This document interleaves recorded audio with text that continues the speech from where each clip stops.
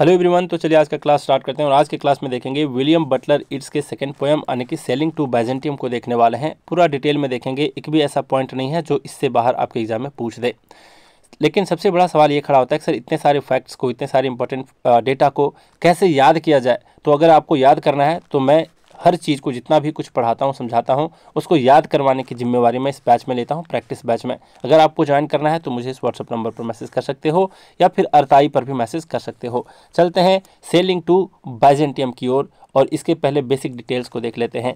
W.B. Yeats हैं इनके poet, यानी कि विलियम बटलर ईट्स इसके पोएट हैं। कलेक्शन है द टावर, इनके एक पोएट्री कलेक्शन है जिसका नाम है द टावर। फर्स्ट वीडियो में भी मैं इसको याद करवा दिया था, ठीक है।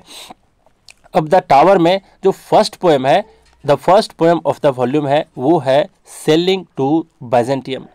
अब इस बात से क्या पता चलता है? इस बात से ये पता चलता है कि सेलिंग टू बाइजेंटियम का महत्व कितना है। और मैं आपको शॉर्ट में बता दूं कि सेलिंग टू बाइजेंटियम जो है, ये अपने परिपक्व विचार को, अपने उम्र के अनुभव को और जो आध्यात्मिक खोज है उसके अनुभव को व्यक्त करने के लिए कविता को लिखे हैं। और आध्यात्मिकता को कितना महत्व ये देते हैं, इसी बात से पता चलता है कि इस पोएम को द टावर कलेक्शन में एज ए फर्स्ट पोएम वो क्या किए हैं, इंक्लूड किए हैं, ठीक है। चलते हैं यहाँ पर फॉर्म, यानी कि किस फॉर्म में इस कविता को लिखी गई है। तो यहाँ पर है लिरिक, फिलोसॉफिकल और एलेग्रिकल। तो इससे लिरिक का क्या मतलब है? लिरिक का मतलब गीतात्मक तरीके से, है ना। और यहाँ पर फिलोसॉफिकल भी है, ये फिलोसॉफिकल यानी कि दार्शनिक अपने दर्शन यहाँ पर ये व्यक्त किए हैं, है ना, अपने सोच को व्यक्त किए हैं। और एलेग्रिकल है, एलेग्रिकल कहने का मतलब कुछ प्रतीकों के माध्यम से या फिर कुछ सिंबल के माध्यम से, जिसमें वो कहता कुछ और है लेकिन उसके पीछे का भाव कुछ और छिपा होता है, उसी को एलेग्री कहते हैं, है ना। तो ये तीनों का गुण, ये तीनों गुणों का यहाँ पर संगम दिखाया गया है। लिरिक भी है, फिलोसॉफिकल भी है और एलेग्रिकल भी है। बात करते हैं स्ट्रक्चर के ऊपर। यहाँ पर स्ट्रक्चर जो है ये 4 स्टैंजा है इसमें और हर एक में 8 लाइन है। तो टोटल कितने हो गए? 32 लाइन्स के ये पोएम है। पूछ देगा आपके एग्जाम में कि बताओ सेलिंग टू बाइजेंटियम में कितने स्टैंजास हैं, तो 4 हैं। टोटल कितने लाइन्स हैं? तो 32 लाइन्स हैं। तो इस चीज़ को आप ध्यान में रखोगे। बात करते हैं यहाँ पर कि मीटर, किस मीटर का इस्तेमाल किया गया है? आयम्बिक पेंटामीटर का इस्तेमाल है। मैं आपको पहले भी बता दिया था कि आयम्बिक पेंटामीटर का मतलब होता है हर एक लाइन में 10 सिलेबल्स होता है और एक सिलेबल पर जोर लगा करके बोला जाता है, दूसरे सिलेबल पर हल्के से बोला जाता है। ये सारा कुछ मैं पढ़ा चुका हूँ। कहाँ पर? पीछे वाले जो प्लेलिस्ट देखोगे तो पता चलेगा सब कुछ, ये सब मैं डिस्कस कर चुका हूँ, पढ़ा चुका हूँ। बात करते हैं यहाँ पर टोन। टोन के बारे में बात करें कि किस भाव में ये लिखे हैं, किस स्वर में लिखे हैं। तो इनका स्वर है बिल्कुल ही रिफ्लेक्टिव, यानी कि चिंतनपूर्ण है। काफ़ी सोच समझ करके ये लिखे हैं, काफ़ी ज़्यादा ये मेडिटेटिव तरीके से भी लिखे हैं, यानी कि बहुत ध्यानशील होकर के लिखे हैं। मिस्टिकल भी है, रहस्यमयी भी है। तो कवि अपनी जीवन यात्रा, उम्र की बात करें या फिर आत्मा और अमरता जो है, इन पर गहराई से विचार करते हैं। इसी को कहा गया है रिफ्लेक्टिव, मेडिटेटिव और मिस्टिकल, ठीक है। पूरा जो टोन है वो बिल्कुल ध्यान और आध्यात्मिक खोज से भरा पड़ा है। बात करते हैं कि किस सेटिंग में ये लिखे हैं, यानी कि किस परिवेश में लिखे हैं। तो परिवेश इनका ये है कि इमेजनरी सिटी ऑफ बाइजेंटियम, यहाँ पर काल्पनिक बाइजेंटियम एक जो शहर है उसकी ये कल्पना करते हैं, जिसका जो एंशियंट नाम है, एंशियंट जो नाम है ये है आपका कॉन्स्टेंटिनोपल, ठीक है। तो इस शहर को, जिसकी ये कल्पना करते हैं और काल्पनिक नाम देते हैं बाइजेंटियम, तो ये किस शहर को लेकर के ये इस नाम की कल्पना किए हैं? तो प्राचीन काल में उस शहर को कहा जाता था कॉन्स्टेंटिनोपल और अभी के टाइम में इसको कहा जाता है इस्तांबुल। तो इस्तांबुल शहर को भी को ही ये क्या किए हैं, कल्पना करते हुए, इमेजिन करते हुए इसका नाम दिए हैं बाइजेंटियम, ठीक है। तो यहाँ तक स्पष्ट है। बात करते हैं यहाँ पर आगे। यहाँ पर थीम है, यानी कि किस विषय के ऊपर लिखे हैं। तो journey of the ageing poet from sensual life to spiritual immortality. यहाँ पर कह रहे हैं कि वृद्ध होते कवि की जो एक कह सकते हो सेंसुअल लाइफ जो है, सेंसुअल मतलब जो शारीरिक सुख से रिलेटेड जो एक लाइफ है, उससे आध्यात्मिक अमरता की जो जर्नी पे ये जाते हैं, उसके विषय में ये डिस्कस किए हैं। यानी कि कवि अपने बूढ़े शरीर से मुक्त होकर के शुद्ध निर्मल आत्मा की अवस्था प्राप्त करना चाहते हैं और इस कविता में इसी आध्यात्मिक, इसी जो स्पिरिचुअल अपलिफ्टमेंट जो है इनकी, है ना, तो उसी का ये वर्णन किए हैं। यहाँ पर बात करते हैं यहाँ पर इंट्रोडक्शन के बेस पर, यानी कि इस कविता का हम इंट्रोडक्शन देखने जा रहे हैं। यहाँ पर है written when it's felt old and out of place in youthful Ireland.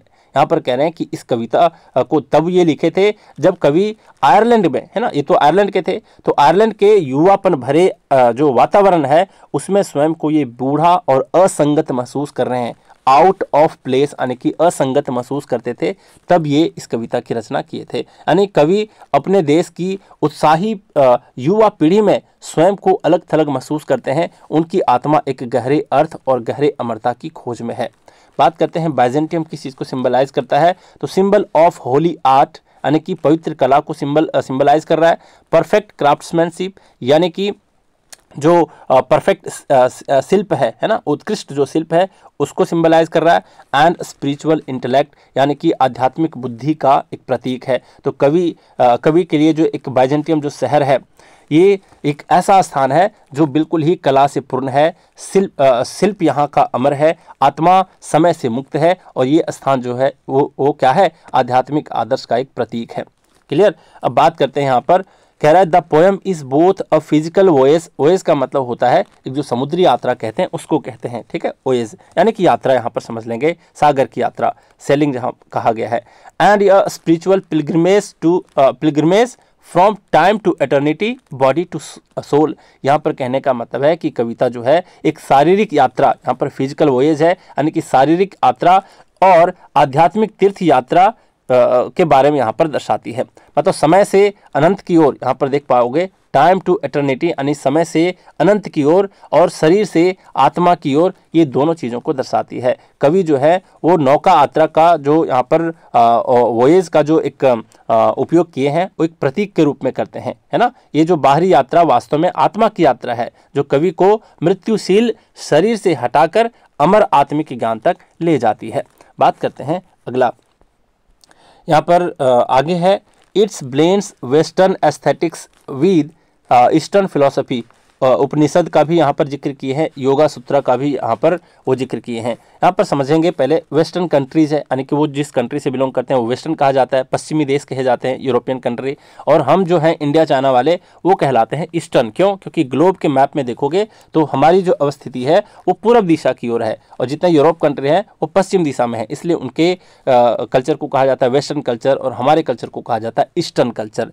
तो यहाँ पर हम देखेंगे कि कवि के जो विचार हैं हम पूर्वी देशों को लेकर के वो आत्मा मतलब हमारे देश से वो आत्मा के बारे में प्रेरित होते हैं, मोक्ष के बारे में प्रेरित होते हैं, पुनर्जन्म के बारे में प्रेरित होते हैं। और जो पश्चिमी कला है, एस्थेटिक्स यहाँ पर जो बोला है, जो पश्चिमी देशों की जो कला है और जो आध्यात्मिकता को एक नया रूप देते हैं वो किससे प्रेरित होकर के देते हैं? वो प्रेरित होकर के देते हैं हम इंडियन के कल्चर से। ठीक है, तो ये दोनों का संगम है, वेस्टर्न एस्थेटिक्स का भी और ईस्टर्न फिलॉसफी का भी, दोनों का संगम है इस कविता में। बात करेंगे यहाँ पर सेक्शन वाइज एनालिसिस करेंगे बहुत अच्छे तरीके से। फर्स्ट स्टैंजा की अगर बात करें, टोटल कितने हैं? 4 स्टैंजा हैं। फर्स्ट स्टैंजा किसके बारे में कहा गया है? That is no country for old man, यानी अब हमारा देश बुजुर्गों के लिए नहीं रहा, है ना। अब देखते हैं इसमें एक लाइन, जितने सारे इंपॉर्टेंट फैक्ट्स हैं उसको देख लेते हैं। यहाँ पर कह रहे हैं Ireland is full of youth, sensual pleasure, reproduction, the अंग इन वन अनदर्स आर्म्स। देखो ये बहुत गहरी बात कह रहे हैं। यहाँ पर कह रहे हैं कि आयरलैंड के जो यूथ हैं, जो युवा हैं, वो सेंसुअल प्लेजर में यानी शारीरिक सुखों में और रिप्रोडक्शन में मतलब बच्चा पैदा करने से भरा हुआ है, यानी प्रजनन से भरा हुआ है। द अंग इन वन अनदर्स आर्म्स, यानी युवा लोग जो हैं वो एक दूसरे की बाहों में हैं। जिस भी पार्क में जाओ, जिस भी सड़क किनारे देखो, कहीं झाड़ी के पीछे देख रहे हो, सब एक दूसरे की बाहों में चिपके पड़े हैं। तो इसका क्या मतलब निकलता है? यहाँ पर कवि कहते हैं कि उनके देश यानी आयरलैंड में सिर्फ युवाओं की दुनिया है। मतलब अभी आयरलैंड है ना, यूथ का फुल ऑफ यूथ है, मतलब युवाओं की दुनिया है, जहाँ लोग शरीर के सुख, आकर्षण और संबंधों में डूबे पड़े हैं। वहाँ बूढ़ों या फिर बड़ों का कोई भी महत्व नहीं है, इसलिए वो खुद को उस जगह पर असहज महसूस करते हैं। ठीक है, जैसे बहुत सारे लोगों के घर में भी ऐसा ही होता है ना। 2-4 बेटे हैं, बहुएं हैं, सब एक दूसरे के रोमांटिक लाइफ में बिजी हैं। कोई कहाँ घूमने जा रहा है, कोई दिल्ली घूमने जा रहा है, कोई मुंबई घूमने जा रहा है, तो अलग अलग जगह घूमने जा रहे हैं, लेकिन बुजुर्गों को कोई पूछता तक नहीं, है ना। तो इसी संबंध में इस पोएम को वो लिखे हैं कि वृद्धों को कितना महत्व दिया जाता है हमारे कंट्री में। आप बहुत सारे ऐसे फैमिली में भी देखा जा सकता है कि कैसे ट्रीट किया जाता है बुजुर्गों के साथ, जबकि ऐसा नहीं होना चाहिए, है ना। हमारी जो जवानी है वो तो अभी भरी पड़ी है, बहुत बाकी है ना। हम तो अपनी जवानी में कहीं भी घूमने को जा सकते हैं, लेकिन जो बुजुर्ग हमारे घर के हैं, जो कहीं देश दुनिया को देखे नहीं, कम से कम उन पर फोकस होना चाहिए कि अंतिम समय में उन्हें कहीं पर मैं घुमा दूँ, दिखा दूँ पूरी दुनिया को। चलिए बात करते हैं यहाँ पर क्या कह रहा है कि life is trapped in the natural cycle, whatever is begotten born and dies. यहाँ पर कह रहे हैं कि जीवन जो है एक नेचुरल साइकिल आने की प्राकृतिक चक्र में बंधा हुआ है। वॉट एवर इज बिगॉटन मतलब जो भी जन्मा है, जो भी आया है, बिगॉटन मतलब जन्मा है, बोर्न यानी कि पैदा होता है और फिर मर जाता है। इसका मतलब क्या निकला, यहाँ पर दुनिया में हर चीज़ सिर्फ पैदा होने, जीने और फिर मर जाने तक ही सीमित है। जीवन का असली उद्देश्य या आध्यात्मिकता यहाँ कोई मायने नहीं रखती। इसलिए कवि इस संसार को अधूरा और जो सिर्फ शरीर है उस पर आधारित लगता है कि ये जो संसार है ये बिल्कुल ही अधूरा है, ये सिर्फ बॉडी के बेस्ट पर है, फिजिकल प्लेजर के बेस्ट पर है, ऐसा वो संदेश देने की कोशिश कर रहे हैं। यहाँ पर देखते हैं, संदेश नहीं देते हैं, मतलब वो समझाते हैं इस बारे में, है ना, कि अभी क्या चल रहा है उनके देश में। फिर आगे है सेंसुअल म्यूजिक डोमिनेट्स। यहाँ पर कह रहे हैं कि शारीरिक आनंद से जो भरा हुआ संगीत है वो हावी है, अभी डोमिनेट है। Art and intellect are neglected, यानी कला और बुद्धि की उपेक्षा की जाती है। लोग सिर्फ मनोरंजन, नाच गाने और सुखों में खोए रहते हैं। बुद्धि, ज्ञान, कला और फिर आध्यात्मिक जो चिंतन है उसकी यहाँ पर कोई कद्र ही नहीं है। कवि समझते हैं कि ये जो वातावरण है उसे और मतलब कवि को और बूढ़े लोगों को कोई मानसिक शांति यहाँ पर नहीं देता। क्लियर। फिर बात करते हैं, यहाँ पर कह रहा है the poet now aged finds no spiritual peace, therefore he decides to sail to Byzantium, the city of timeless art. Timeless का मतलब जो हजारों वर्षों से जो आर्ट चला रहा है उसके बारे में कह रहा है। मतलब अब वृद्ध हो चुके कवि को कोई आध्यात्मिक शांति नहीं मिलती, इसलिए वो क्या करते हैं, बाइजेंटियम जाने का निर्णय लेते हैं, डिसीजन लेते हैं, है ना, जो कि हजारों वर्षों से कला का एक शहर रहा है, उस शहर को वो जाना चाहते हैं। तो मुझे यहाँ पर अगर इनको डिफाइन करूँ, WB इट्स को इसके माध्यम से, इस लाइन के माध्यम से अगर डिफाइन करूँ तो आज के वो अरिजीत सिंह से, है ना। अरिजीत सिंह एक कितना सुंदर गाना गाए थे, है ना, कि चल चल वे तू बंदिया उस गली जहाँ कोई किसी को न जाने। ये गाना सुने हो ना, क्या रहना वहाँ पर सुन बंदिया जहाँ अपने ही ना पहचाने। रह गए हैं जो तुझ में मेरे लम्हे लौटा दे, मेरी आँखों में आके मुझे थोड़ा रुला दे। चल चल वे तू बंदिया उस गली जहाँ कोई किसी को न जाने। ये गाना मुझे बहुत प्यारा लगता है ना, इतना इमोशनल है। मतलब दुख के काल में जब कोई किसी को नहीं पहचानता है, जब किसी को पहचानने से इनकार कर देता है, जहाँ पर किसी को मन नहीं लगता, तो वो चाहता है इस दुनिया को छोड़ करके कहीं और चला जाऊं। और यही यहाँ पर पोएट कर रहे हैं। कहाँ चले जाने की कोशिश कर रहे हैं, बाइजेंटियम, एक इमेजिनरी शहर को जाने का मन करता है इनका। क्लियर है। तो यहाँ पर अगर देखेंगे तो कवि यहाँ पर क्या हो चुके हैं, बूढ़े हो चुके हैं, और उन्हें एहसास होता है कि ये जो दुनिया है वो युवाओं की दुनिया है, उसे कोई महत्व या फिर मानसिक संतोष ये दुनिया नहीं देती। इसलिए वो एक ऐसी जगह जाना चाहते हैं जहाँ कला अमर है, जहाँ आत्मा को शांति मिले। और वो जगह कौन सा है, वो जगह कौन सी है, वो जगह का नाम है बाइजेंटियम, जहाँ की ये इमेजिनेशन करते हैं। यहाँ पर की आइडिया क्या है, physical beauty fades. Physical beauty fades का मतलब शारीरिक सुंदरता जो है वो नष्ट हो जाती है। Only art and intellect last for ever, केवल कला और बुद्धि ही हमेशा रहती है। ये यहाँ पर एक आइडिया देने की कोशिश कर रहे हैं। मतलब कवि का जो इस पैराग्राफ में जो स्टैंजा है उसमें मुख्य मैसेज है, संदेश क्या है कि शरीर जो है बिल्कुल ही नश्वर है ना, और जो जवानीपन है वो भी नष्ट हो जाता है, लेकिन कला, ज्ञान और आत्मा का तेज जो है, ओज जो है वो कभी खत्म नहीं होता। इसलिए मनुष्य को सिर्फ शरीर से नहीं बल्कि कला और ज्ञान से जुड़ जाना चाहिए। ठीक है, तो मुझे उम्मीद है कि बहुत अच्छे तरीके से आप समझ गए होंगे इस पूरे स्टैंजा को। सेकंड स्टैंजा में क्या कहते हैं जरा बात करते हैं। यहाँ पर सेकंड स्टैंजा का शीर्षक है an aged man is but a paltry things, यहाँ पर कह रहे हैं कि एक वृद्ध व्यक्ति जो है, एक वृद्ध जो व्यक्ति है, मनुष्य है, वो एक तुच्छ सी वस्तु मात्र है। पोल्ट्री थिंग्स, यहाँ पर देख रहे हो, एक तुच्छ सी वस्तु मात्र है, ये बताने की कोशिश कर रहे हैं कि एजेड लोगों को उनके कंट्री में क्या भाव दिया जा रहा है। जैसे यहाँ पर है, an old man without learning of art is a tattered coat upon a stick, lifeless like a scarecrow. यहाँ पर कह रहे हैं कि जो सीखने की जो कला है ना, लर्निंग जो है, सीखना, और फिर जो एक कला है, उसके बिना बूढ़ा जो मनुष्य है वो डंडे पर लटका फटा हुआ कोट जैसा है। देख रहे हो, a tattered coat upon a stick, यानी कि एक डंडे पर लटके हुए फटे हुए कोट के समान है, बिल्कुल बेजान है, जैसे खेत में लगा हुआ स्केयर क्रॉ होता है ना। स्केयर क्रॉ मतलब एक तरीके की फसल का नाम है ना। तो यहाँ पर कवि समझाते हैं कि यदि वृद्धावस्था में मनुष्य के पास ज्ञान, कला या फिर आध्यात्मिकता ना हो तो वो भीतर से खाली हो जाता है और अर्थ है मतलब अर्थहीन महसूस होता है उनको, है ना। शरीर तो मात्र एक खोल है, समझ लो, जो बढ़ती उम्र के साथ कमजोर और बेकार दिखने लगता है, जैसे स्केयर क्रॉ होता है ना, जो खेत में खड़ा तो होता है पर जीवंत नहीं होता है ना, लाइव एकदम बिल्कुल उसमें लाइफ होता ही नहीं। उसी तरीके से मनुष्य का शरीर भी हो जाता है बिना ज्ञान और बिना आध्यात्मिक के। बात करते हैं नेक्स्ट पॉइंट पे, the soul must sing celebrating art and spirit beyond the body. क्या मतलब है कि आत्मा को गाना चाहिए, शरीर से ऊपर उठ करके कला और आध्यात्मिकता का उत्सव मनाते हुए। द सोल मस्ट सिंग, आत्मा को मस्ट गाने चाहिए। कवि बता रहे हैं यहाँ पर कि सच्ची जीवंतता जो है वो शरीर में नहीं है, बल्कि आत्मा की ऊर्जा में, ज्ञान में और कला में होती है। जब आत्मा कला का गीत गाती है तभी मनुष्य जीवन के वास्तविक अर्थ तक पहुंचता है। यह आत्मिक गीत मनुष्य को नश्वर शरीर से ऊपर उठाता है। फिर आगे कह रहे हैं ये, the true education comes from studying monuments of unageing intellect, eternal works of genius. यहाँ पर कह रहे हैं कि सच्ची शिक्षा है ना, वो अजर अमर बुद्धि के जो स्मारक हैं। यहाँ पर देखो, मॉन्यूमेंट्स ऑफ अनएजिंग इंटेलेक्ट, यानी कि जो हमेशा के लिए अजर अमर रहे, उस बुद्धि के स्मारकों के अध्ययन से मिलती है। सच्ची शिक्षा किससे मिलती है? बुद्धि से मिलती है ना, जो कभी नहीं मरती। मतलब महान कलाकारों और विचारकों की जो अमर कृतियां हैं, एटर्नल वर्क्स ऑफ जीनियस, है ना, जो महान कलाकार हैं, जो विचारक हैं, उनकी जो अमर कृतियां हैं, उससे सच्ची शिक्षा मिलती है।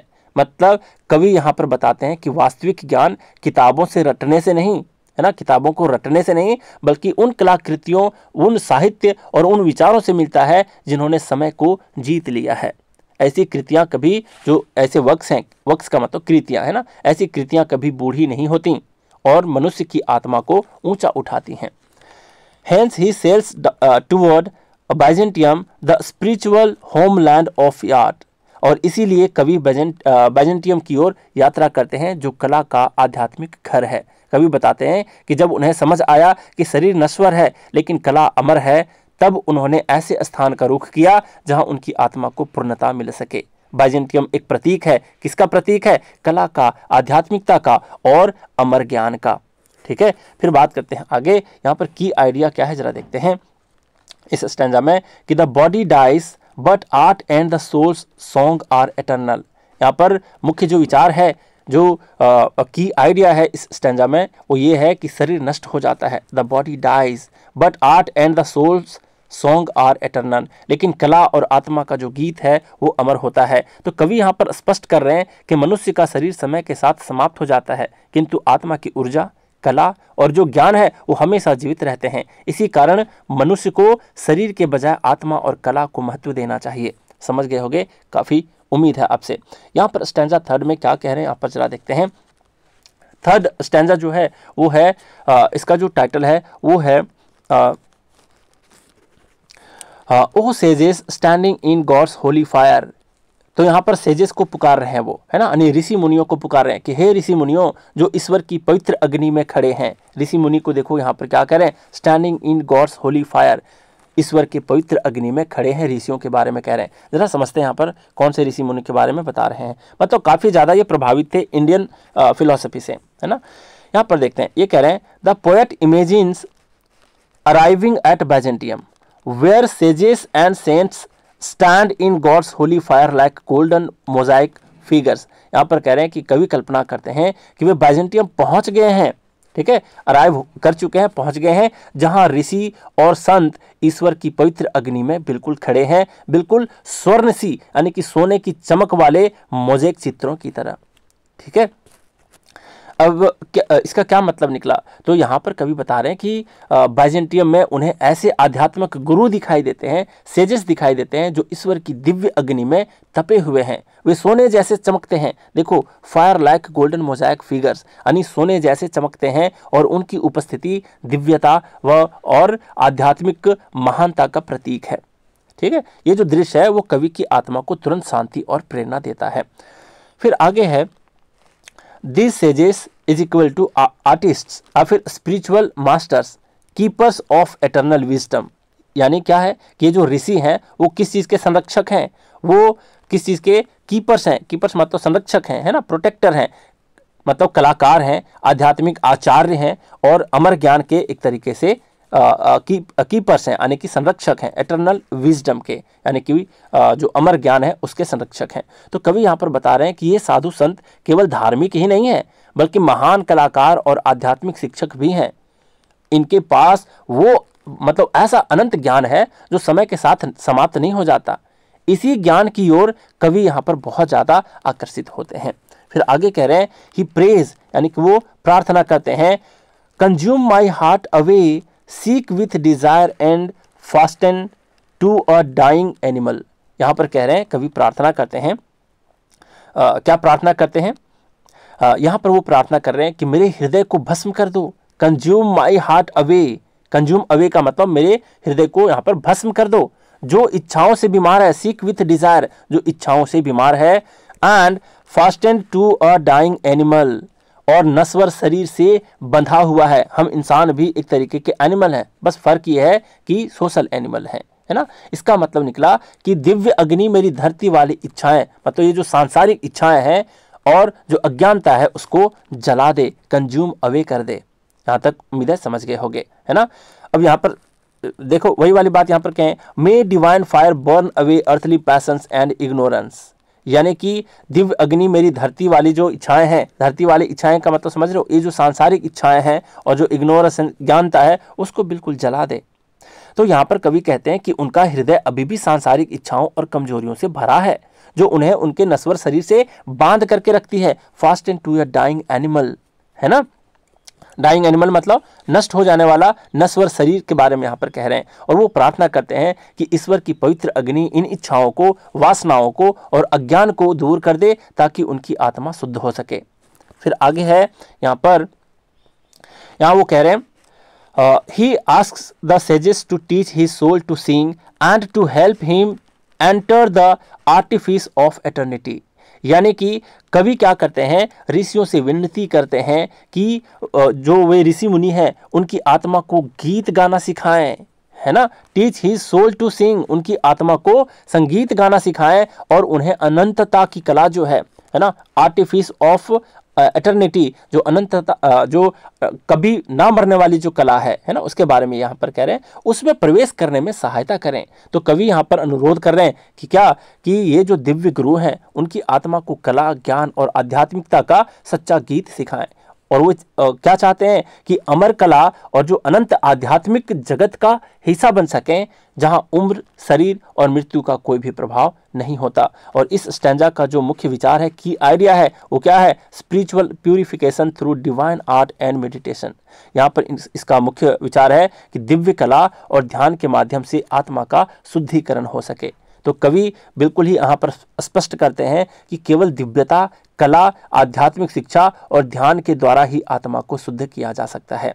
जब मनुष्य सांसारिक इच्छाओं से मुक्त होता है तभी वह अनंत ज्ञान और अमरता की ओर बढ़ता है। यही इस पूरे स्टैंजा का समरी है ना। फिर बात करते हैं अगले स्टैंजा की ओर। यहाँ पर फोर्थ स्टैंजा का अगर एक प्रॉपर टाइटल दें तो यहाँ पर टाइटल होगा, once out of nature I shall never take, यानी प्रकृति से बाहर निकलने के बाद मैं फिर कभी कोई नश्वर रूप नहीं लूंगा। ये यहाँ पर कहने की कोशिश कर रहे हैं, मतलब ये मोक्ष की प्राप्ति की बात कर रहे हैं कि एक बार इस शरीर से मैं मुक्त हो जाऊं तो वापस मैं यहाँ पर आने की जो इच्छा है वो नहीं जाहिर करूंगा, है ना।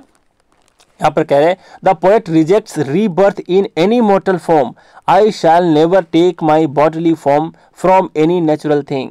यहाँ पर कह रहे हैं कि कवि किसी भी नश्वर रूप में पुनर्जन्म लेने से बिल्कुल ही रिजेक्ट कर देते हैं, इनकार कर देते हैं और कहते हैं I shall never take my bodily form from my any natural thing, यानी कि मैं कभी भी किसी जो प्राकृतिक वस्तु है उससे अपना शरीर रूप नहीं लूँगा।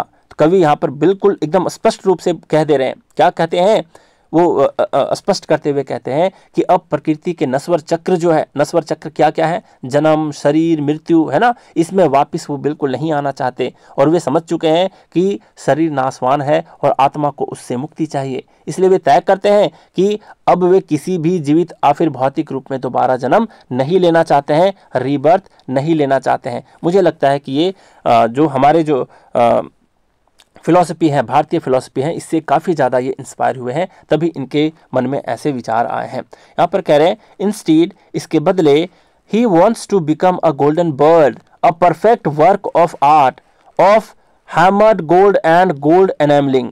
तो इसको अच्छे से समझना, यहाँ पर वो कह रहे हैं कि इसके बजाय, मतलब पुनर्जन्म लेने के बजाय कवि क्या बनना चाहते हैं, वो गोल्डन बर्ड बनना चाहते हैं, मतलब कि वो सोने की एक पक्षी बनना चाहते हैं जो कि एक परिपूर्ण कलाकृति है ना, परफेक्ट वर्क ऑफ आर्ट है। और आगे कह रहे हैं of hammered gold and gold enamelling, यानी कटे हुए सोने और सोने की जो चमत्कार, जो चमत्कार नहीं, चमकदार जो है उस नक्काशी से बना हुआ है। तो कवि यहाँ पर बताते हैं कि नश्वर शरीर उनको नहीं चाहिए, बल्कि एक ऐसी कलाकृति वो बनना चाहते हैं जो सदैव सुंदर, अमर और अटूट रहे, बिल्कुल ही अ गोल्डन बर्ड रहे, है ना। स्वर्ण पक्षी जो है, सोने की जो पक्षी है, वो कला का प्रतीक है, जो समय, मृत्यु और जो नश्वर शरीर है उससे बिल्कुल ही परे है।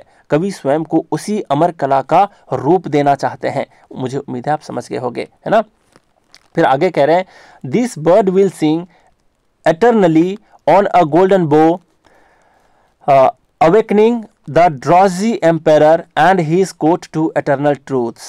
यहाँ पर कह रहे हैं कि ये जो स्वर्ण पक्षी है, सोने की जो पक्षी है, सदैव सोने के शाखा पर बैठे हुए हैं। सोने के शाखा मतलब डाली पे, है ना, सोने के डाली पर बैठ करके गाएगा और थोड़ा सा ड्रॉजी एम्पेरर, ड्रॉजी का मतलब होता है ऊँघते हुए, है ना, ड्रॉजी का मतलब नहीं, झपकी लेते हैं हम लोग, ड्रॉजी फील करते हैं, मतलब जैसे अर्धनिद्रा कह लो उसको, है ना। तो अर्ध निद्रा लेते हुए जो सम्राट है ना,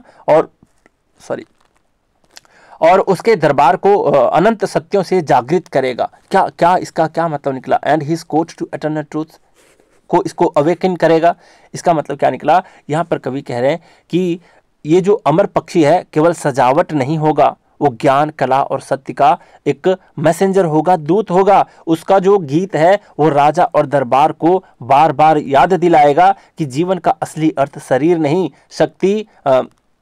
शक्ति नहीं, धन भी नहीं, बल्कि आत्मा और कला में है। और ये जो पक्षी है हमेशा के लिए जागृति और ज्ञान का संदेश देगा। यहाँ तक मुझे उम्मीद है कि आप समझ गए होंगे। फिर इसका जो की आइडिया है, यानी कि इसका जो मुख्य विचार है इस स्टैंजा का, वो है the soul freed from nature attains immortality through art.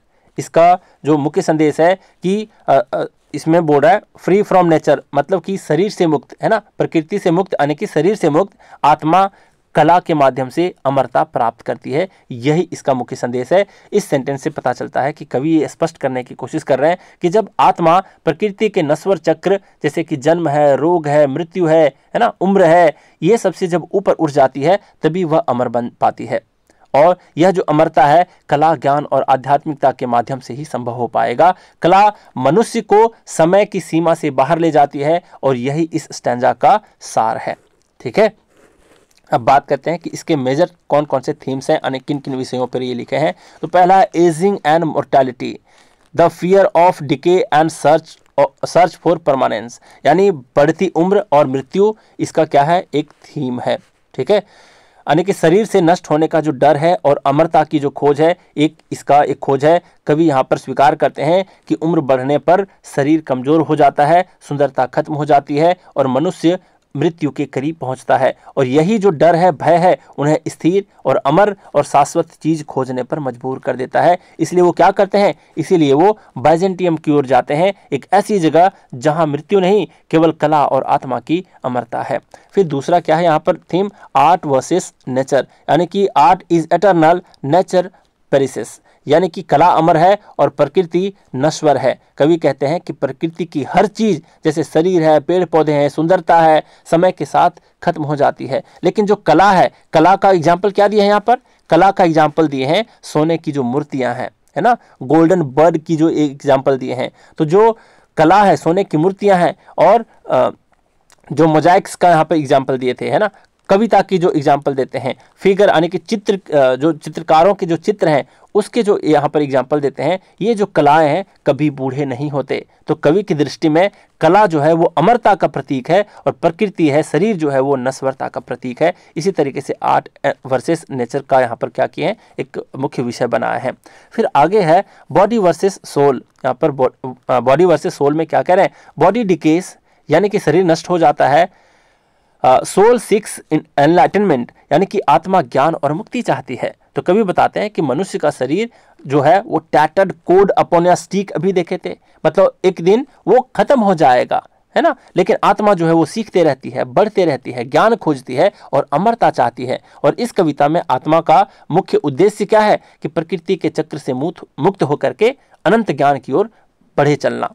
ठीक है, फिर अगला थीम क्या है जरा समझते हैं। अगला थीम है इनका स्पिरिचुअल वॉयेज। स्पिरिचुअल वॉयेज कहने का क्या मतलब है कि passage from sensual to spiritual life, यानी इंद्रिय सुखों से आत्मिक जीवन की ओर यात्रा करना ही इसका एक थीम है, इस पोएम का एक इंपॉर्टेंट थीम है। तो कवि जो है वो भौतिक दुनिया से, जैसे कि उनकी भौतिक दुनिया क्या है, आयरलैंड है ना, वहां से छोड़ करके बाइजेंटियम की यात्रा करते हैं। इसके ऊपर मैं एक आपको अरिजीत सिंह का एक गाना भी सुना दिया, है ना। तो ये जो केवल भौगोलिक यात्रा नहीं है इनकी, बल्कि आत्मा का एक रूपांतरण है, शरीर से ऊपर उठना, इच्छाओं को पीछे छोड़ना, ज्ञान और ध्यान की ओर बढ़ना, आत्मा को शुद्ध करना। और ये जो यात्रा है वो मनुष्य की जो भीतर की खोज है उसको दर्शाती है। समझ गए कि स्पिरिचुअल वॉयेज क्यों इसका थीम है।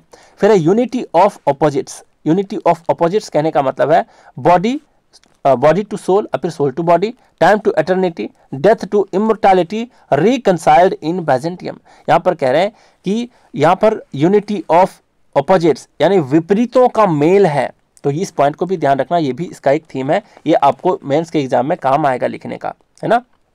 से यहाँ पर बोल रहे हैं कि शरीर और आत्मा, यहाँ पर फिर बोल रहे हैं समय और अनंतता, और यहाँ पर डेथ और इमोर्टैलिटी, और ये सब जो है वो बाइजेंटियम में एक हो जाते हैं, एकदम यूनिटी की तरह हो जाते हैं बाइजेंटियम में। तो कवि यहाँ पर कहते हैं कि मनुष्य का जीवन विरोधी तत्वों से बिल्कुल ही भरा पड़ा है ना, ऑपोजिट एलिमेंट से भरा पड़ा है। जैसे शरीर कमजोर है, आत्मा मजबूत है, शरीर सीमित है पर सत्य अनंत है, मृत्यु आती है पर कला अमर है। और बाइजेंटियम एक ऐसी जगह है जहां ये सभी जो ऑपोजिट पहलू हैं लाइफ के वो एक हो जाते हैं और मनुष्य शाश्वत सत्य को समझ पाता है।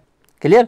तो यहां पर बात करते हैं अगले थीम के ऊपर। अगले थीम कह रहे हैं ये इमोर्टैलिटी थ्रू आर्ट, यानी कि कला के माध्यम से अमरता प्राप्त करना, है ना। The poet achieves eternity via artistic creation.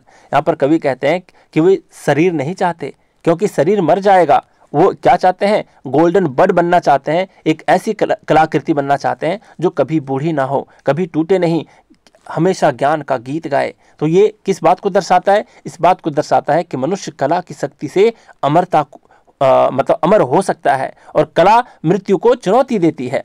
Clear. तो ये सारी बातें बिल्कुल स्पष्ट है। फिर बात करते हैं यहाँ पर भर भर के सिंबलिज्म का इस्तेमाल ये किए हैं। जैसे यहाँ पर है बाइजेंटियम। बाइजेंटियम जो है मैं बता दिया, मतलब वापस मैं रिपीट कर रहा हूँ ताकि आपके एग्जाम में इससे क्वेश्चन पूछे तो आप चुको नहीं, है ना। तो यहाँ पर बोल रहा है Byzantium city of Holi art and philosophy, minds eternal kingdom. तो किस चीज़ का प्रतीक है बाइजेंटियम जो शहर है, तो ये जो शहर है ये पवित्र कला और जो फिलोसफी है और अनंत ज्ञान है उसका शहर है और मन का आध्यात्मिक राज्य है, एटर्नल किंगडम है। तो कवि जो है वो बाइजेंटियम को एक वास्तविक शहर से अधिक एक आध्यात्मिक प्रतीक मानते हैं। बाइजेंटियम मतलब वैसा स्थान है जहां कला अमर है, आत्मा शुद्ध होती है, आध्यात्मिक गुरु वहां पर निवास करते हैं। देखिए सेजिस के बारे में बताया उन्होंने, समय, उम्र और मृत्यु का कोई बिल्कुल प्रभाव ही नहीं है। कभी बुढ़ापे में इस शहर का रुख करने लगते हैं, सेलिंग टू बाइजेंटियम करते हैं, क्योंकि एक ऐसा स्थान की तलाश में है, मतलब कवि ऐसे स्थान की तलाश में है बाइजेंटियम की तरह, जहां उनकी आत्मा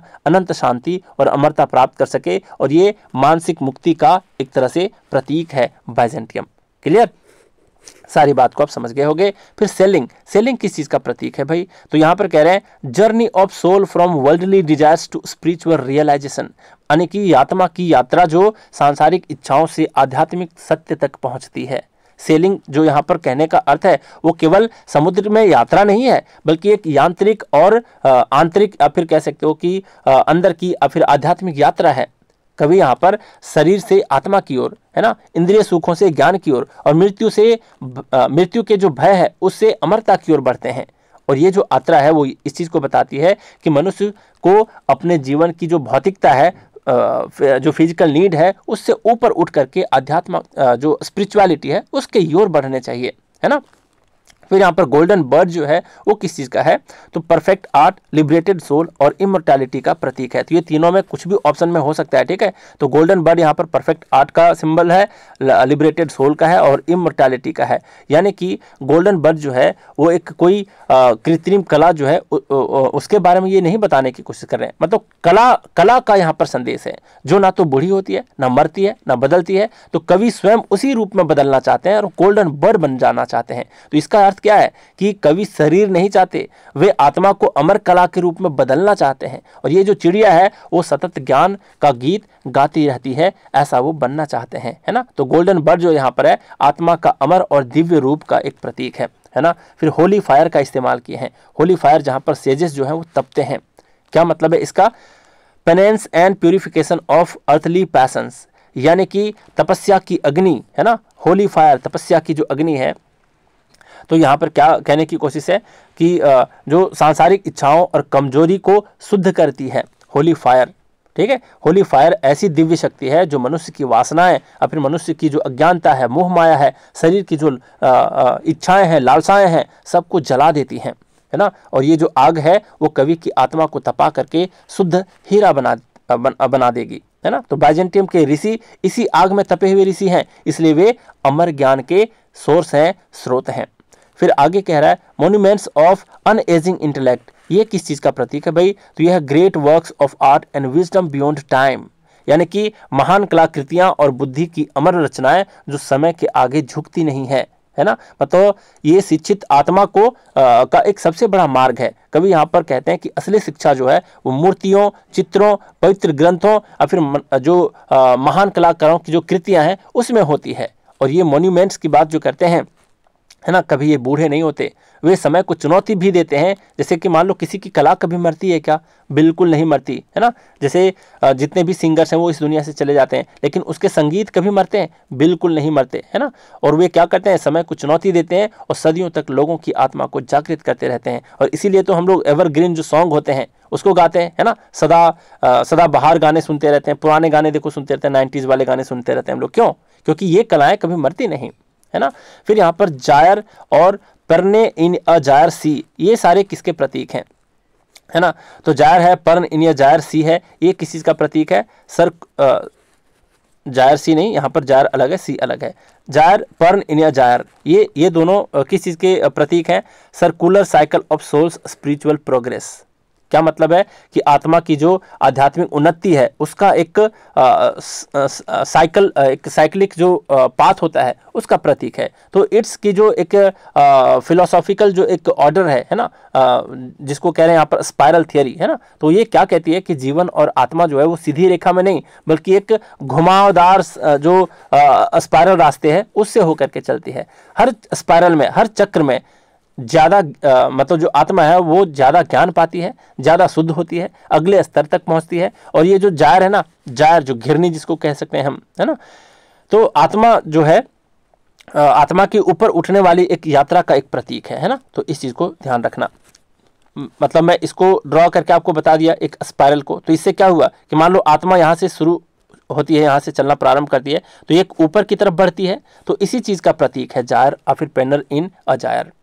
क्लियर, मतलब आत्मा के उत्थान की बात यहाँ पर कही जा रही है। फिर यहाँ पर सी किस चीज को सिंबलाइज कर रहा है, तो यहाँ पर है desires and worldly attachments to be crossed, यानी कि इच्छाओं, मोह और जो भौतिकता है, भौतिकता का जो समुद्र है जिसे पार करना होता है। क्या मतलब है कि कवि अपने देश आयरलैंड से बाइजेंटियम तक समुद्र पार करते हैं, और ये समुद्र बाहरी यात्रा नहीं है, ये उनका मन का समुद्र है ना, इच्छाओं का, वासनाओं का, जो सांसारिक चीज है उसका, इस समुद्र को पार करने का मतलब है मनुष्य का आत्मा की दिशा में आगे बढ़ना। ठीक है, तो यहाँ पर आप समझ गए।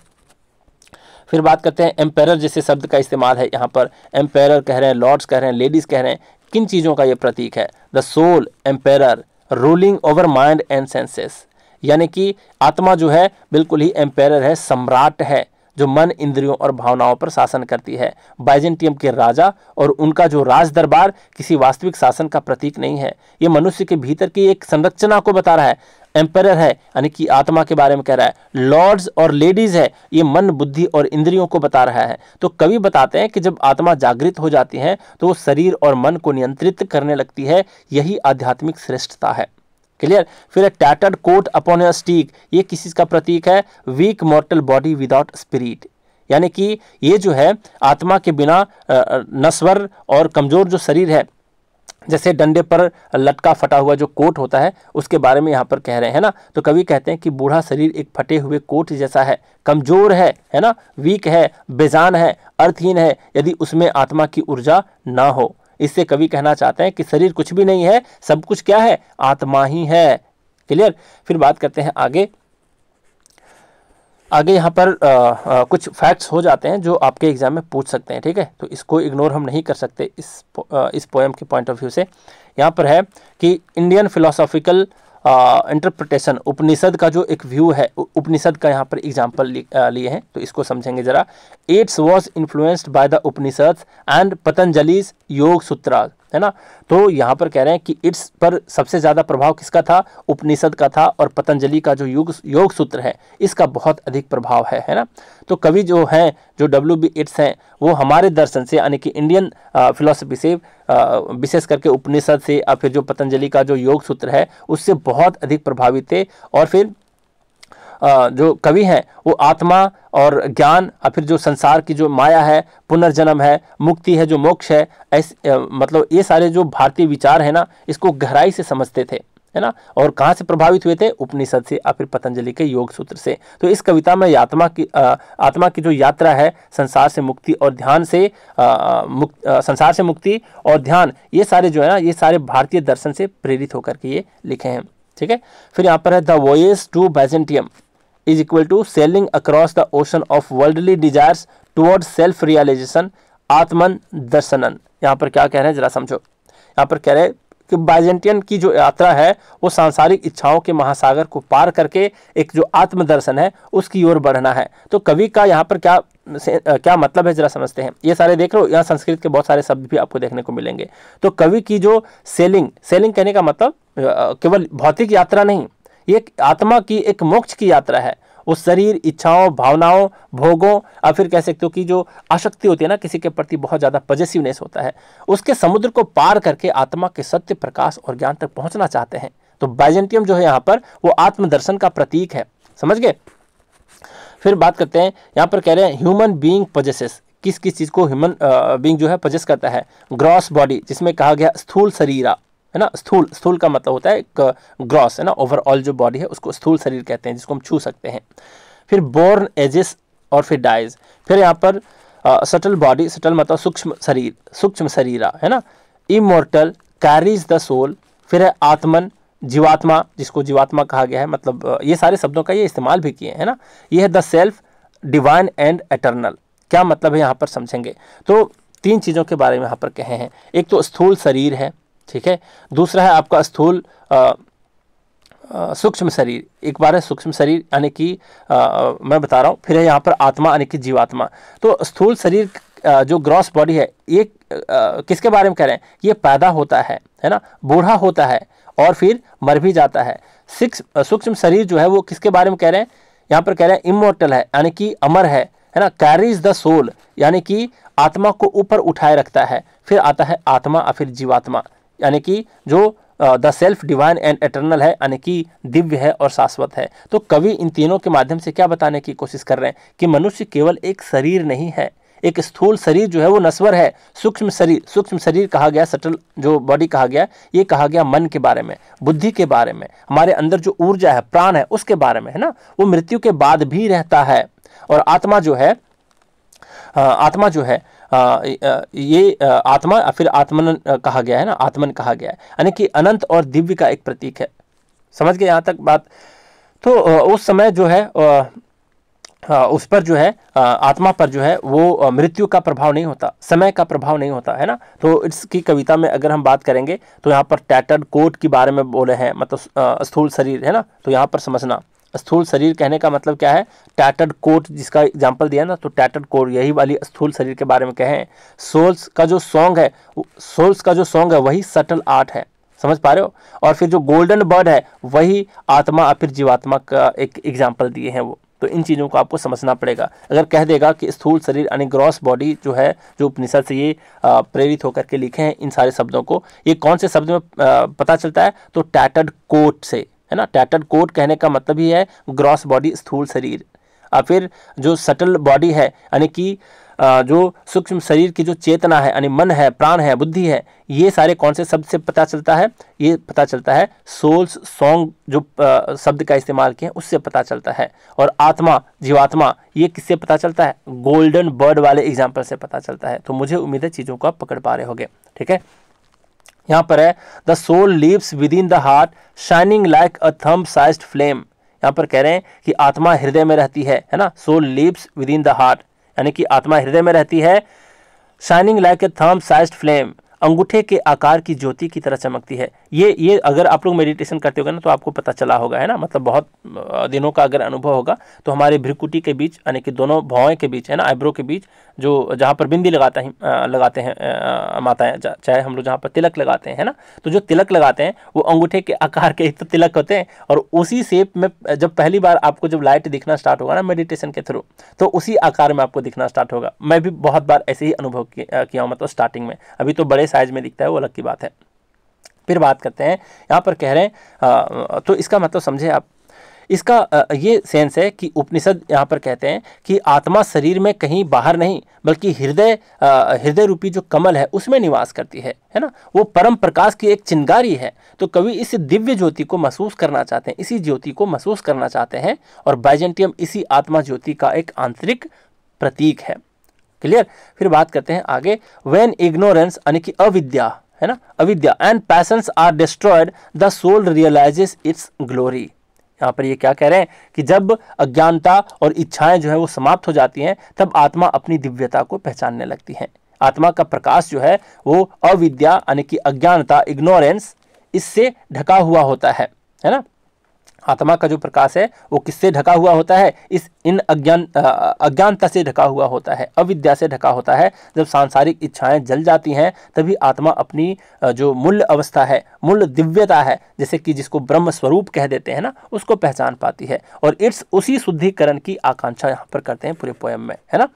फिर बात करते हैं आगे, यहाँ पर किन किन चीज़ों का एग्जाम्पल है जरा बात करते हैं। 11 इंद्रियों के बारे में यहाँ पर बताया गया है। Organs of perception and action, perception का मतलब जिसको कहते हैं समझ, है ना।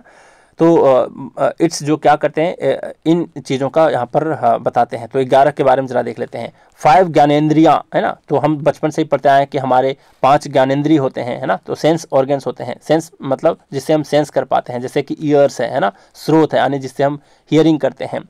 फिर यहाँ पर आइस यानी कि चक्षु, है ना, चक्षु हम ऐसे लिखते हैं ना, चक्षु आँख का ही पर्यायवाची शब्द है। तो साइट यानी कि देख पाना। फिर नोज है ना, जिसको घ्राण कहेंगे, स्मेल करने की, टंग है, टेस्ट है, स्किन है, त्वचा जिसको कहते हैं, है ना, त्वक कहा गया संस्कृत में, त्वचा को, टच जिससे हम महसूस करते हैं। तो ये 5 इंद्रियाएं हो गए। तो यहाँ तक समझ गए। ये जो 5 इंद्रियाएं हैं वो संसार की वस्तुओं से संपर्क कराती हैं, ये तो हम जानते हैं, है ना। इन्हीं इंद्रियों के कारण मनुष्य क्या करता है, इच्छाओं में फंसा हुआ रहता है। इन्हीं 5 में तो फंसा रहता है, मतलब हम लोग, है ना, ये तो आप जानते हो। फिर 5 जो है ना तो यहाँ पर क्या होता है कि इन्हीं इच्छाओं के बीच हम जो मनुष्य हैं वो फंसे रहते हैं और कवि इन्हीं इंद्रियों पर नियंत्रण पाना चाहते हैं ताकि आत्मा उनकी मुक्त हो सके। फिर यहाँ पर 5 तो ज्ञानेंद्रियां हैं, 5 ज्ञानेंद्रियां हैं और 5 कर्म इंद्रियां हैं। तो ऑर्गन्स ऑफ एक्शन है जिससे हम कर्म करते हैं, जैसे फीट है मूवमेंट का काम करते हैं, है ना, जिसको पद कहते हैं। पदा यहाँ पर कहा गया अंग्रेजी में, लेकिन पद कहते हैं। पानी कहते हैं, पानी, है ना, पानी का मतलब पानी तो पीने वाला पानी भी होता है, कर भी बोलते हैं हाथ को, तो वही हाथ को पानी भी कहते हैं।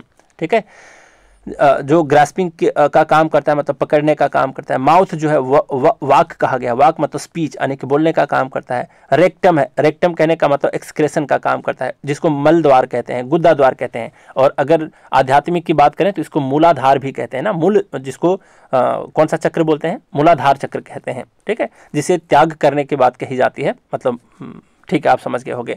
फिर जेनिटल्स, जेनिटल्स यानी कि उपास्था के बारे में कहा गया। रिप्रोडक्शन यानी कि जो प्रजनन की जो इंद्रियां हैं, है ना, हमारे जो प्राइवेट पार्ट्स हैं उसके बारे में कह रहे हैं यहाँ पर। तो ये सारे 5 क्या हैं, कर्म इंद्रियां हैं। और ये जो अंग है वो मनुष्य को कर्म करने में सक्षम बनाते हैं। और इन कर्मों से ही इच्छा, पाप, पुण्य और कर्म फल, ये सब जो हम सुनते हैं, है ना, कर्मों के फल ये सारे बनते हैं। और कवि इन्हें शुद्ध करना चाहते हैं ताकि आत्मा की उन्नति हो सके, अपलिफ्टमेंट हो सके, है ना। तो यहाँ तक आप समझ गए। और 11वां जो है 11th इंद्रिया है वो है मानस, मानस जिसको कहते हैं ना, मानस यानी कि माइंड, यानी कि आपका जो माइंड है ना, controls and coordinates all senses. और ये जितने सारे 10 सेंसेस हमने देखा, 5 जो है कर्म इंद्रियां हैं, 5 जो है आपके ज्ञान इंद्रियां हैं, ये 10 को कौन कंट्रोल करता है, हमारा माइंड कंट्रोल करता है। तो इस चीज़ को आप समझ गए। मन जो है वो सभी इंद्रियों को नियंत्रित करता है। मन ही जो है वो इंद्रियों का राजा है। मन जहाँ जाता है इंद्रियां उसके अनुसार ही काम करती हैं।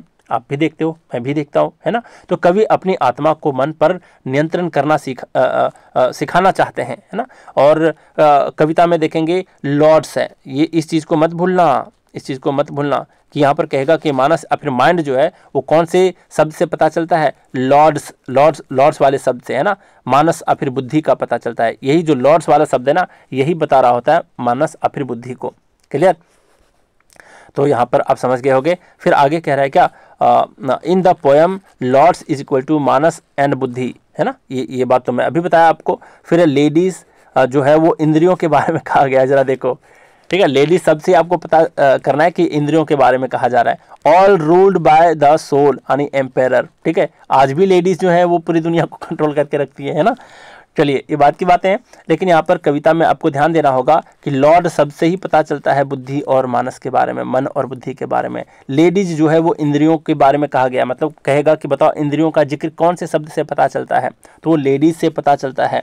ठीक है, फिर और इन सब का जो एक शासक है एम्पेरर जो है, एम्पेरर, एम्पेरर किसको कहा गया है, आत्मा को कहा गया है, द सोल को कहा गया है। ठीक है, तो कवि क्या करते हैं, एक आध्यात्मिक राज्य का चित्र बनाते हैं। आत्मा को सम्राट बता दिए हैं, है ना, लॉर्ड बता दिए हैं। मन और बुद्धि को लॉर्ड्स बता दिए हैं, मंत्री बता दिए हैं एक तरीके से। और इंद्रियों को सेविकाएं बता दिया गया है, यानी कि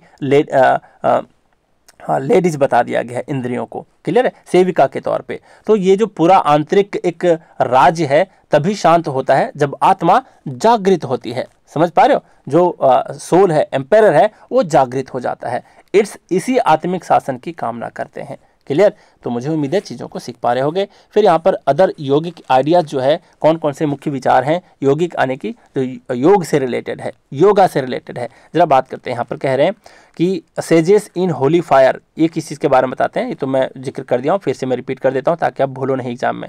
powers of senses burning in प्राणा फिर पेनेस, यहाँ पर कह रहे हैं कि इंद्रियों की शक्तियों का जो प्राण तप है उसमें शुद्ध होना, ये किस चीज़ को बता रहा है, सेजेस इन होली फायर बता रहा है। ठीक है, तो कवि के बाइजेंटियम के ऋषि वे लोग हैं जिन्होंने इंद्रियों को काबू कर लिया, वासनाओं को जला दिया, साधना के द्वारा आत्मा को शुद्ध कर लिया है, और वे दिव्य अग्नि के प्रतीक हैं। सेजेस इन होली फायर, स्पष्ट है सारी बातें।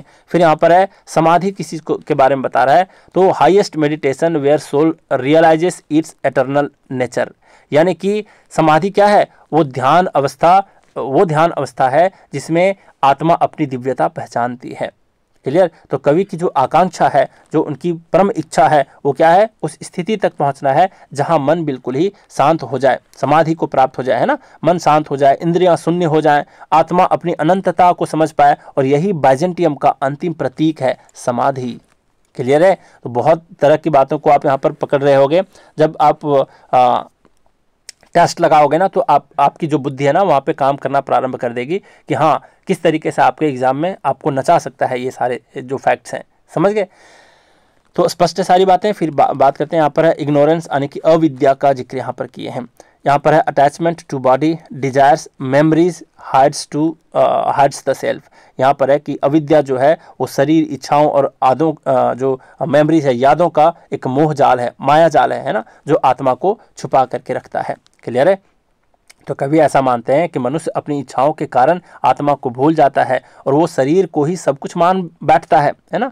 इसी अज्ञान को नष्ट करना चाहते हैं, और यही मैं भी आप लोगों से कहना चाहता हूँ कि 24 घंटे में कम से कम आधे घंटे का तो समय निकालो अपनी आत्मा से वार्तालाप करने का। कम से कम सुबह उठ करके, नहीं तो सोने से पहले अगर आपको टाइम मिलता है तो थोड़ी देर मेडिटेशन करो, अपने आपका जो एक इंट्रोस्पेक्शन होता है उसको करो, है ना, और खुद की आत्मा से बातें करो। देखना बहुत ज़्यादा इंप्रूवमेंट होता है आपकी लाइफ में।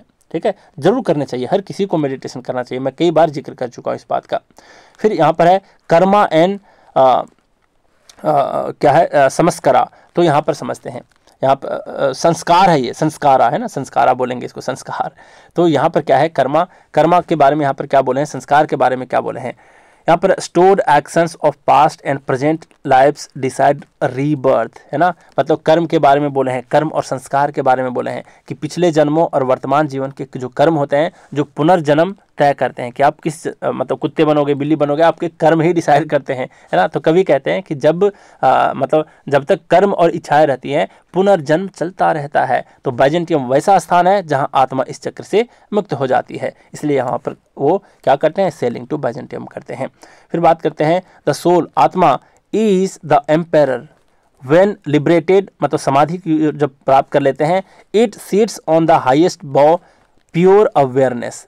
यहाँ पर कह रहे हैं कि आत्मा जो है वो सम्राट है। जब मुक्त होती है आत्मा, मतलब जब समाधि में जाती है, ठीक है, जब वो समाधि में जाती है तो सर्वोच्च शाखा पर बैठती है ना, बो पे बैठती है, मतलब हाईएस्ट डाली पे बैठती है, शुद्ध चेतना के रूप में, प्योर अवेयरनेस, शुद्ध चेतना के रूप में बैठती है ना। तो ये प्रत्यक्ष रूप से कवि के जो गोल्डन बर्ड है उससे जुड़ा हुआ है ना। गोल्डन बर्ड जो यहाँ पर कहा गया है वो मुक्त आत्मा के बारे में बोले हैं, ये जो उच्चतम शाखा पर जाकर के बैठती है और वहां पर बैठकर सत्यम, ज्ञानम, आनंदम के गीत गाती है।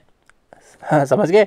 फिर यहाँ पर फिर बात करते हैं, यहाँ पर बोले हैं thus the poem becomes a spiritual allegory of moksha, liberation from the cycle of birth and death. मुझे लगता है कि ये पोएम बहुत इंपॉर्टेंट है आपके एग्जाम के लिए, क्योंकि इसको भारतीय उपनिषद से एक तरीके से जोड़ करके दिखाया गया है। तो आपकी समझ कितनी है इस बात का भी द्योतक बनेगा आपके एग्जाम में। ठीक है, तो यहाँ पर कह रहा है कि दस इस प्रकार the poem becomes the spiritual allegory of मोक्ष, ये जो कविता है मोक्ष की आध्यात्मिक एलेगरी कथा बन जाती है ना। फिर liberation from the cycle of birth and death, जन्म मरण के चक्र से मुक्ति का मतलब यहाँ पर कह रहे हैं, इस कविता के माध्यम से क्या कह रहे हैं कि अब केवल कला की कविता नहीं रहती है ना, मतलब ये क्या बन जाती है, कला जो है वो क्या बन जाती है, आत्मा की मुक्ति की कथा बन जाती है, डिजायर से मुक्ति बन जाती है, मृत्यु से मुक्ति और सत्य और ज्ञान की प्राप्ति हो जाती है। लगभग वैसा ही यात्रा जैसी उपनिषदों में वर्णन किया गया है। ठीक है, फिर बात करते हैं फिगर ऑफ स्पीच कौन कौन से हैं। यहाँ पर है इमेजरी, इमेजरी है, देख पाते हो जैसे बर्ड्स कहा जाता है तो आप इमेजिन कर लेते हो फटाक से, है ना, इमेज बना लेते हो अपने माइंड में। सी है, गोल्डन मोजेक्स है, सेजेस इन फ्लेम है, गोल्डन बॉ है, ये सारे से आपके दिमाग में क्या होता है, एक चित्र उभर उठता है ना, इसलिए ये सारे शब्दों से इमेजरी का पता चलता है। तो यहाँ पर बर्ड्स जो है वो जीवन चक्र का प्रतीक है ना। फिर यहाँ पर सी है जो इच्छाओं के जो महासागर है उसका प्रतीक है। गोल्डन मोजेक्स है, ये आपके अमर कला का प्रतीक है। सेजेस इन फ्लेम है, यानी कि जो साधना और ज्ञान है उसका प्रतीक है। गोल्डन बॉ है, यानी कि जो गोल्ड के बने हुए जो डाली है वो आत्मा की उच्च अवस्था जो है उसका यहाँ पर ये प्रकट करती है। ठीक है, तो ये जो दृश्य है वो कविता को आध्यात्मिक और बिल्कुल ही एक मिस्टिक सौंदर्य देता है। तो इमेजरी किससे पता चलता है आप देख लिए। फिर मेटाफर का इस्तेमाल है, जैसे कि लाइफ जो है वो वोएज के बारे में कह रहा है, जीवन यात्रा के बारे में कह रहा है। बॉडी जो है वो एक कोट जो पहनने वाला कोट होता है उसके बारे में कहा गया है। सोल जो है वो बर्ड की तरह कहा गया, यानी कि आत्मा की तरह। तो ये सारे से एक तरह से मेटाफर का इस्तेमाल है। तो इन्हीं मेटाफर्स का इस्तेमाल करके जो कवि हैं, है ना, वो क्या करते हैं, गहरे दार्शनिक अर्थ यहाँ पर व्यक्त करने की कोशिश करते हैं। जीवन एक यात्रा है ना, और फिर आत्मा का उद्देश्य भी है कि उस यात्रा तक जाना। फिर है बॉडी जो है वो कोट है, यानी कि शरीर एक फटा हुआ कोट है जो नश्वर है, कमज़ोर है, अस्थाई है। सोल जो है वो बर्ड की तरह है, यानी कि आत्मा एक स्वर्ण पक्षी है जो अमर है, मुक्त है, दिव्य है ना। तो यहाँ तक आप समझ गए।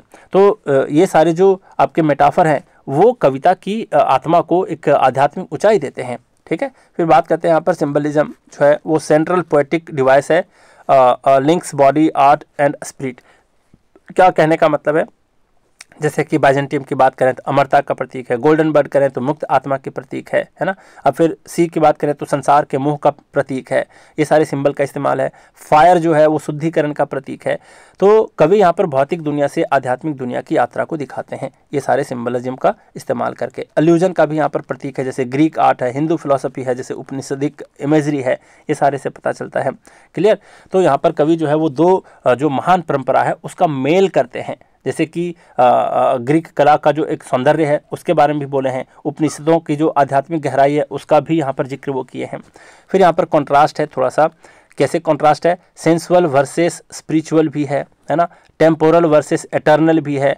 यानी क्या मतलब है कि क्षणिक वर्सेस एक जो शाश्वत है उसके बारे में बोले हैं। और इंद्रिय जगत वर्सेस यहाँ पर स्पिरिचुअल यानी कि आध्यात्मिक जीवन से भी रिलेट किए हैं। मतलब कवि जो है वो आयरलैंड का एग्जांपल दिया ना, यूथ प्लेजर वाले एग्जांपल, और बाइजेंटियम यानी स्पिरिचुअल जो आर्ट है इसका एग्जांपल दिए हैं। तो इन दोनों के बीच थोड़ा सा कठोर विरोध स्थापित करने की कोशिश करते हैं। और ये विरोध किस चीज़ को दिखाता है कि मनुष्य की जो सच्ची यात्रा है वो शरीर से आत्मा की ओर है। ठीक है, तो यहाँ पर समझ गए होंगे। बात करते हैं टोन जो है मिस्टिक है, रेवरेंट है और विजनरी है। ये सारी बात हम देख चुके हैं। और मतलब सिंपल सी बात है कि कवि का जो टोन है वो बिल्कुल ही साधारण नहीं है, मिस्टिकल है। मतलब कि वो एक कह सकते हैं मिस्टिकल है, मतलब रहस्य से भरा हुआ है ना। और एक दृष्टा की तरह, विजनरी की तरह वो क्या करते हैं, पेश आते हैं। तो चलिए ये सारी बातें क्लियर है। रेवरेंट है मतलब कि काफ़ी ज़्यादा इनकी वहाँ पर श्रद्धा है आध्यात्मिक को लेकर के। ठीक है, आध्यात्मिकता को लेकर के, स्पिरिचुअलिटी को लेकर के। फिर बात करते हैं कुछ इंपॉर्टेंट फैक्ट्स हैं, कितने सारे बच गए हैं, बस इतना ही बचा हुआ है। यहाँ पर है कि पब्लिश इसको किया गया द टावर संग्रह में, तो इस चीज़ को ध्यान रखोगे। और फर्स्ट पोएम रखा गया इस संग्रह का, इसी को। फिर अब सीधा पीजीटी एग्जाम में पूछ लिया जाता है, ध्यान रखना इस चीज़ को। ठीक है, और फिर है लाइन इसमें कितने 32, स्टैंजा कितने 4 हैं, ऑक्टेव्स हैं, इस चीज़ को ध्यान रखोगे।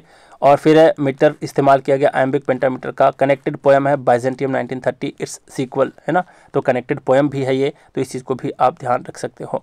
मतलब जो बाइजेंटियम जो है वो इस कविता का दूसरा पार्ट है, सीक्वल है। मतलब ये है सेलिंग टू बाइजेंटियम, और नेक्स्ट पोएम जो 1930 में ये लिखे वो लिखे बाइजेंटियम, तो इस चीज़ को ध्यान रखोगे। क्लियर।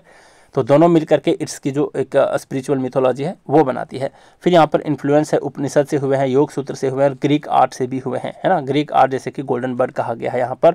फिर सेंट्रल सिंबल जो है वो बाइजेंटियम है, जो eternal city of the soul कहा गया है, मैं जिक्र कर चुका हूँ। फिर बात करते हैं यहाँ पर फेमस लाइन्स जो है, ये लाइन्स को याद करना, पूछ देगा कि बताओ ये लाइन किन की और किस पोएम से ली गई है, ये सारी लाइन्स। तो ऐसे पूछेगा that is no country for old man, ये किससे लिया गया है, तो ये लिया गया है सेलिंग टू बाइजेंटियम से। ठीक है, तो ये जो 4 लाइन है, a tattered coat upon a stick, consume my heart away, sick with desire of what is past or passing or to come. ये 4 अलग अलग लाइन है, इन चारों लाइन्स को आपके दिमाग में बैठना चाहिए, है ना। तो ये चारों लाइनों से क्या होता है, अक्सर एग्जाम में पूछ देता है कोटेशन बेस्ड, है ना, या फिर इसको एक्सप्लेन करने भी पूछ देगा, रेफरेंस भी पूछ देगा कि बताओ किस कॉन्टेक्स्ट में ये आया है। तो कविता के जो 4 लाइन है या 4 जो लाइन्स है ना, यही फिलोसॉफिकल कोर है, इसी चीज़ को प्रस्तुत करती है ये कविता, है ना। आयरलैंड का भौतिक जीवन है, शरीर की कमजोरी है, इससे पता चलता है। ठीक है, और there is no country of for old man, मतलब आयरलैंड की जो भौतिक जीवन है इसके बारे में बता रहा है। Consume my heart away sick with Dzire, ये आत्मा का जो एक शुद्धिकरण है उसके बारे में बता रहे हैं। Of what is past or passing or to कम, यानी कि समय, पास्ट, प्रेजेंट और फ्यूचर से जो मुक्ति है उसके बारे में बता रहे हैं। तो ये चारों लाइन्स बिल्कुल ही स्पष्ट हैं और ये 4 लाइन को जरूर याद रखना, मैं बार बार एम्फेसाइज कर रहा हूँ इस चीज़ पर। इससे एग्जाम में क्वेश्चन बनता है, बनेगा भी, पूछ देगा ये बताओ ये लाइन किसकी कविता से ली गई है ना, कौन सी कविता से उठाई गई है, एग्जाम्पल में वहाँ पर ऑप्शंस में रहेंगे। तो मुझे उम्मीद है कि इस कविता का जितना भी कुछ एक निचोड़ है ना वो पूरा दे दिया। निचोड़ ही क्या, मतलब बहुत ज़्यादा मैं एक्सप्लेन कर दिया और मुझे लगता है इससे बाहर आपको पढ़ने की आवश्यकता कभी नहीं पड़ेगी। आप पोएम को खोल करके देख लेना एक बारी कि मैं जो बताया हूँ आप स्पष्टता के साथ समझ पाए पोएम को या फिर नहीं। तो चलिए, जितना भी कुछ बताना था मैं बता दिया। 2-4 चीज़ों को आप कमेंट में ज़रूर लिख दिया करना कि आपको कैसा लग रहा है मेरा पढ़ाया और चीज़ों को आप समझ पा रहे हो कि नहीं। चाहो अगर हर चीज़ को याद करना, सारे फैक्ट्स को याद करना, तो आप मुझे इस व्हाट्सअप नंबर पर या फिर अरताई पर मैसेज कर सकते हो। चलिए, आज भी बहुत कुछ सिखाया, तो आज की क्लास को यहीं रैप अप करते हैं। Thank you very much.